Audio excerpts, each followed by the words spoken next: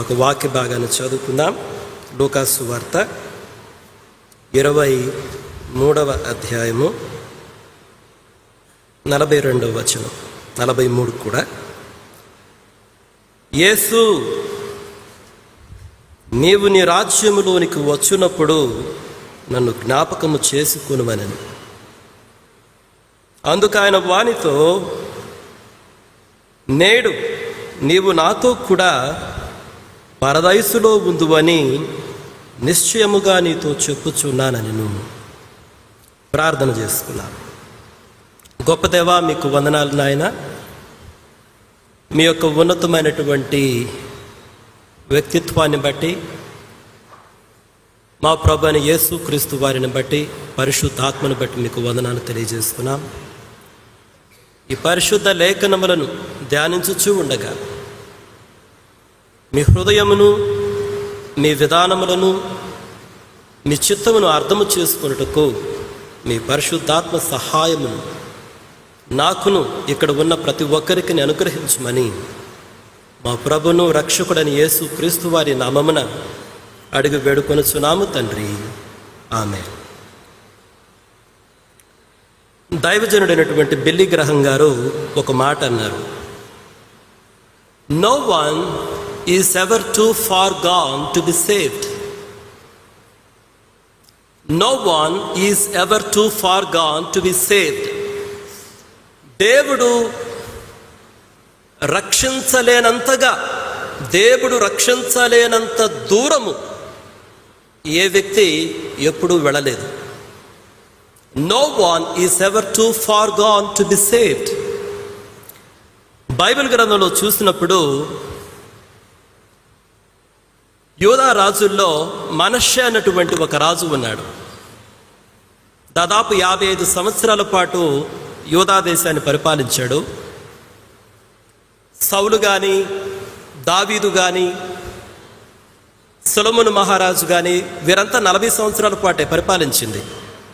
కానీ ఈయన 55 సంవత్సరాల పాటు పరిపాలించాడు. చాలా దుర్మార్గంగా ప్రవర్తించాడు. దేవుని మందిరంలోనే అన్య దేవతలకు బలిపీఠాలు కట్టించాడు. తన కుమారులను అగ్నిగుండంలో దాటింపజేశాడు. మంత్రాలు, తంత్రాలు, సోద చెప్పే వాళ్ళతోటి, కర్ణపిశాచాలు ప్రాక్టీస్ చేసే వాళ్ళతోటి సాంగత్యం చేశాడు. తాను చేయడమే కాకుండా దేశంలో అందరూ ఆ పనులు చేసే విధంగా చేశాడు. దేవుడు ఎన్నోసార్లు హెచ్చరించినప్పటికీ దేవుని తిరస్కరించాడు. దేవుని తీర్పు అతని పైకి వచ్చింది. అషూరు రాజు అతన్ని చెరపట్టుకొని పోయాడు. బబులోనులో చెరలో ఉంచాడు. చెరలో మనష్షే దేవునికి మొరపెట్టాడు. దేవుడు అతన్ని క్షమించాడు.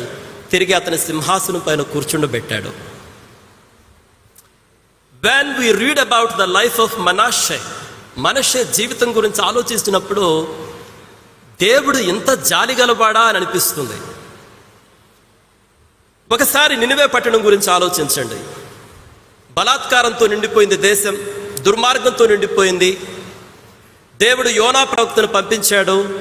రాజు, మంత్రులు వీళ్ళందరూ మొదలుకొని అల్పులు, ఘనులు అందరూ ఆ దేశంలో గోనె పట్ట కట్టుకొని ఉపవాస ప్రార్థన చేశారు. కనీసం జంతువులకు కూడా ఆహారం పెట్టలేదు.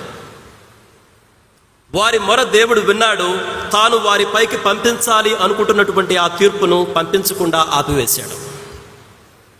ఆ సన్నివేశం ఆలోచిస్తే ఎంత ప్రేమ గలవాడా దేవుడు అనిపిస్తుంది.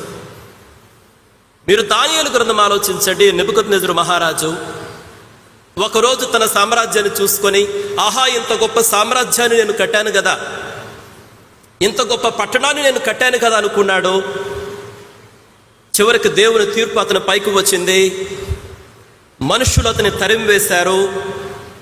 అడవిలో 7 కాలాల పాటు ఒక జంతువు వలె బ్రతికాడు. ఆకాశం మంచు అతని పైన కురిసింది. పశువుల వలె గడ్డి తిన్నాడు. కానీ ఒక దినాన దేవుడు సర్వోన్నతులను గుర్తించాడు. దేవుడు అతనిని క్షమించి తిరిగి అతని సింహాసనం పైన కూర్చుండబెట్టాడు. ఆ సన్నివేశం చదివినప్పుడు ఆహా, దేవుడు ఇంత గొప్పవాడా, ఇంత జాలిగలవాడా అనిపిస్తుంది. దావీదు బత్షెబ గురించి ఆలోచించండి. దావీదు చేసినటువంటి ఘోరం ఈ రోజుల్లో పొరపాటును ఎవరైనా మనలో చేస్తే ఇక ఎప్పటికీ ఎవరూ క్షమించరు. కానీ దేవుడు అన్నాడు, దావీదు నా హృదయానుసారుడు అన్నాడు. ప్రియమైన మిత్రులారా, ఈ సన్నివేశాలన్నీ గమనిస్తూ ఉన్నప్పుడు ఒక సత్యం చాలా స్పష్టంగా కనిపిస్తుంది. There is no moment that is too late. There is no moment that is too late. There is no sin that is too great for God to save us. దేవుడు క్షమించలేనటువంటి కఠినమైన పాపము లేదు. దేవుడు మనకు రక్షించలేనటువంటి ఆలస్యమైన క్షణమును కూడా లేదు. మీరు ఒకసారి నూతన నిబంధన ఆలోచించండి. యెరికో పట్టణంలో జక్కయ్య ఉన్నాడు. డబ్బు బాగా దోచుకున్నాడు. యూదులు అతన్ని ద్వేషించారు. కానీ ఒకరోజు యేసయ్య కనిపించి, జక్కయ్య రావయ్య, నీ ఇంటికి నేను రావాలి అన్నాడు. యేసయ్య కృపగల మాటలకు జక్కయ్య మారిపోయాడు. దేవుడు అన్నాడు, ఇతడును అబ్రహాము కుమారుడే అన్నాడు. యేసుక్రీస్తు ప్రభువారు, నేడు ఈ ఇంటికి రక్షణ వచ్చింది అన్నాడు. వ్యభిచారములో పట్టబడినటువంటి స్త్రీ గురించి ఆలోచించండి. అందరూ రాళ్లతో కొట్టి చంపాలనుకున్నారు. మీలో పాపం లేనటువంటి వాడు మొదటి రాయి వేయమని యేసుక్రీస్తు ప్రభువారు చెప్పారు. అందరూ వెళ్ళిపోయారు. కానీ యేసుక్రీస్తు ప్రభువారు అన్నారు, అమ్మా, నేను కూడా నిన్ను శిక్షించను, ఇక మీద పాపము చేయకు అన్నాడు. పేతురు గురించి ఆలోచించండి. యేసుక్రీస్తు ప్రభువారితో 3.5 సంవత్సరాలు ఉన్నాడు. వీళ్ళంతా నిన్ను తిరస్కరించినప్పటికీ నేను నిన్ను ఒప్పుకుంటాను, నిన్ను వదిలిపెట్టును అన్నాడు. కానీ 3 సార్లు ఒట్టు పెట్టుకుని మరి యేసు ఎవరో నాకు తెలియదు అన్నాడు. యేసుక్రీస్తు ప్రభువారు సిలువ వేయబడిన తర్వాత పేతురు గుండె పగిలి ఏడ్చి ఉంటాడు. అందుకే యేసుక్రీస్తు ప్రభువారు లేచిన తరువాత ఆ దేవదూతతోటి ఒక సందేశాన్ని పంపించాడు. నేను లేచి వారికన్నా ముందుగా గలిలీకి వెళ్తాను, అక్కడ నేను వారిని కలుసుకుంటాను. ఈ విషయాన్ని శిష్యులతోనూ పేతురుతోనూ చెప్పిన పేతురు పేరు ప్రత్యేకంగా చెప్పబడింది.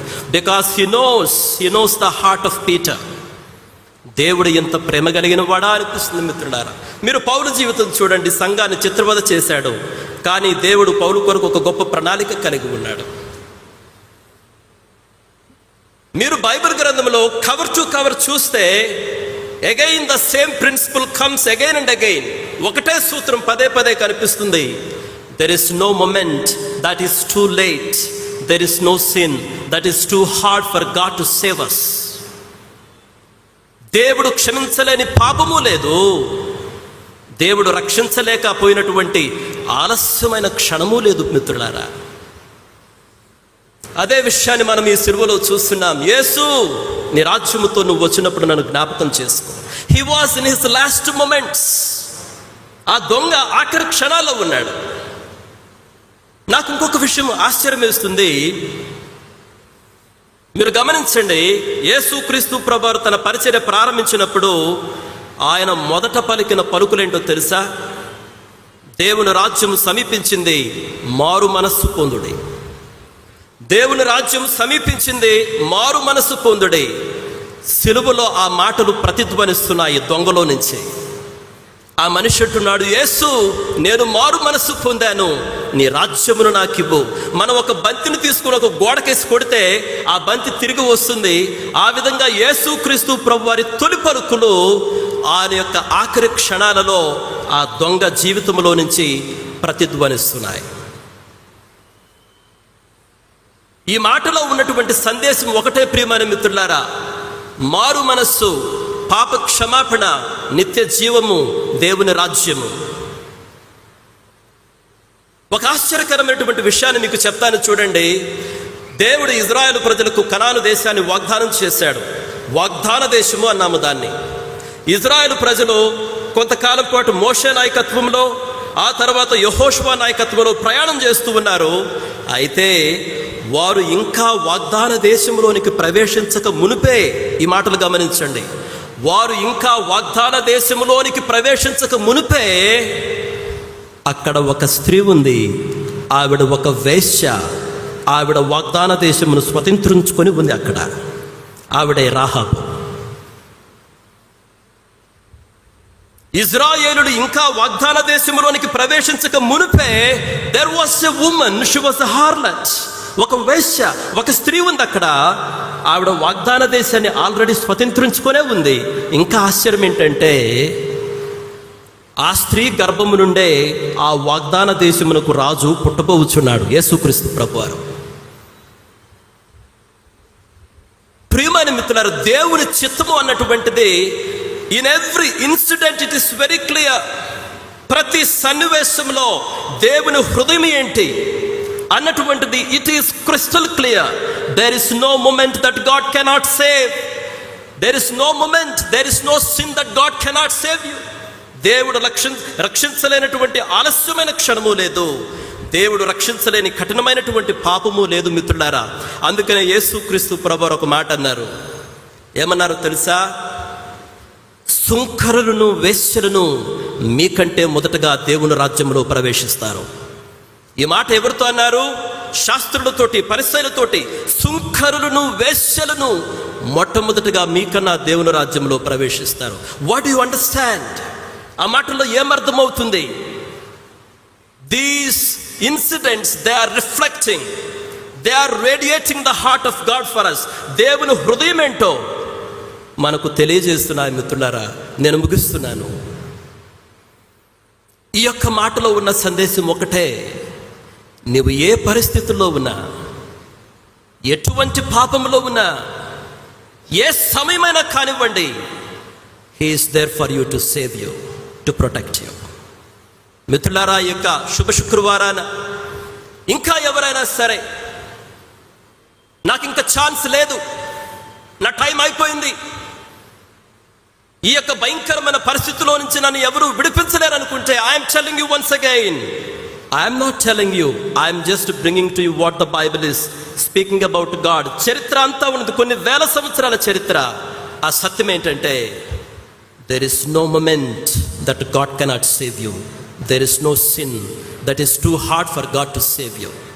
దేవుడు రక్షించలేని కఠినమైన పాపము లేదు, దేవుడు నిన్ను రక్షించలేని ఆలస్యమైన క్షణము లేదు. అందుకనే బిల్లీ గ్రహం గారు మాట అన్నారు, no one is ever too far God to be saved. దేవుడు రక్షించలేనంత దూరం, దేవునికి అసాధ్యమైనంత దూరం ఏ మనిషి వెళ్ళలేదు. ప్రియమైన మిత్రులారా, ఇదే రక్షణ దినం. మీరు వింటున్నటువంటిది దేవుని స్వరమే. నేను మరలా చెప్పుచున్నాను, చూడండి, మీరు వింటున్నటువంటిది దేవుని స్వరమే. ఇంకా ఎవరైనా సరే మీరు రక్షణ పొందకుండా ఉండి ఉంటే, ఈ దొంగ అడిగినట్టు, యేసు నీ రాజ్యంలో నన్ను జ్ఞాపకం చేసుకో, మారు మనసు పొందుమని కోరుకుంటూ తెలియజేస్తున్నాను. May God bless each one of you. Thank you.